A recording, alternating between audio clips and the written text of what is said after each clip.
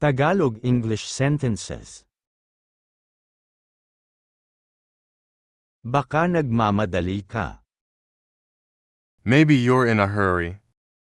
Baka nagmamadali ka. Maybe you're in a hurry.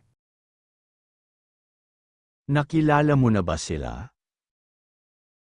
Have you met them? Nakilala mo na ba sila? Have you met them? Hindi ako nagsisi. I didn't regret it. Hindi ako nagsisi. I didn't regret it. Napakataas ng tingin mo sa sarili mo. You think so highly of yourself. Napakataas ng tingin mo sa sarili mo. You think so highly of yourself. Hindi ako sigurado sa nakita ko. I'm not sure what I saw. Hindi ako sigurado sa nakita ko. I'm not sure what I saw.